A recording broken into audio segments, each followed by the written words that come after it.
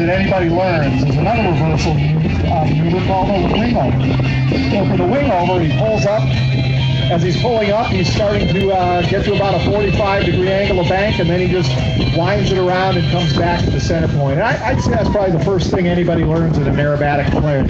Yeah, it's real basic maneuver, and it gets them used to being upside down and just get comfortable with the aircraft.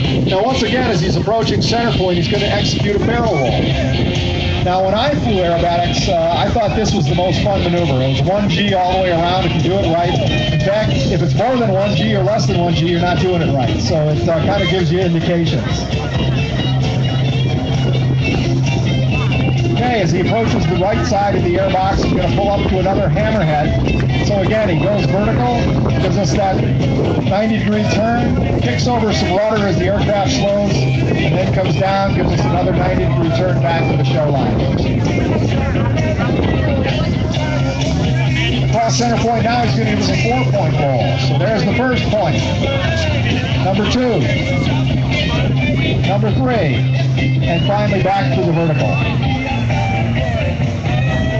Now as he goes to the left side of the box, he's going to pull up and do what's called a half Cuban 8. So he's going to pull up in what looks like the beginning of a loop.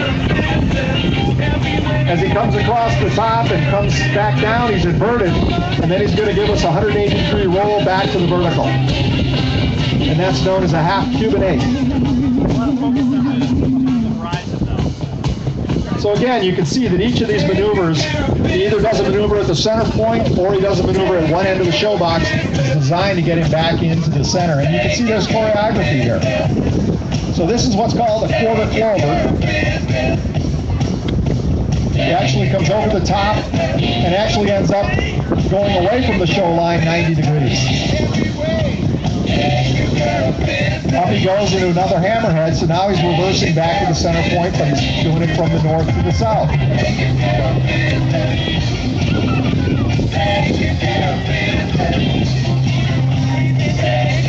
Okay, now he's at the north end of the box, so he's got to get back, so he's going to give us a 90-degree rolling turn. So as he makes his turn, he's then entering a 360-degree roll to get back lined up with where he needs to be set up for his next maneuver. Yeah, Tom, and a lot of the management here that goes on with the aircraft is speed and altitude and power, and just managing all that to where you have enough power to get through all your different maneuvers. And so to gain that airspeed, it helps you get gain altitude. Helps you get that airspeed when you come back down. Well, you only have 2 things: airspeed and altitude. And you can trade one for the other, but you can only do that for so long. So what Kevin's doing now is repositioning. He's getting some of that altitude so he can trade some of that off for airspeed during his maneuvers.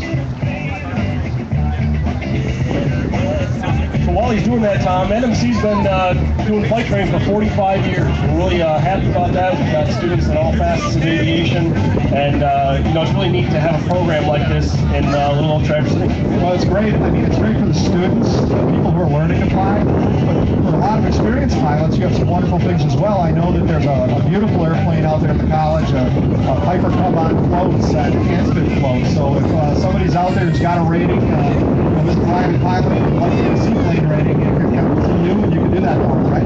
Absolutely, and in addition to that, we also have a super decathlon, which is being flown here today. That if somebody is interested in just getting a feel for aerobatics and what they're all about, helps them make them be a better pilot. Well, not just aerobatics, but if somebody just wants to go out and experience some unusual attitudes, which helps them in recovery should they have a problem with their private plane. Well, Kevin's back in. He's starting another rolling and descending maneuver back to the show center point, trading some of that altitude for some airspeed. And he's going to go right up into a hammerhead. So he's, again, going straight up, gives us a quarter turn on the way up, kicks that rudder in, comes straight down, looking right at the center point, and gives us a quarter turn to get lined up heading west. Now as Kevin moves over to the far western end of the box, he's going to reverse with a Humpty bump. Only this one's a little bit different because he pulls, he goes straight up, gives us that quarter roll, but instead of pulling on this one, he's going to push over the top, which actually generates some negative G's, and he's going to come right down, give us the quarter turn back to the center point. Okay, now this is the, we saw the half Cuban 8 earlier, this is the full Cuban 8. So watch as he crosses the center point, he's going to start to pull up into that maneuver that looks very much like a loop. He's got his airspeed up. He's pulling up into the vertical. Coming up over the top, and now as he rolls over the top, and he's coming down, he rolls the airplane 180 degrees back to the vertical, crosses our center point, builds that airspeed up again, and now he's going to go right back up into another part of the loop. So it starts, up he goes, over the top, rolls back to the vertical 180 degrees, and you can see why it's called the Cuban 8.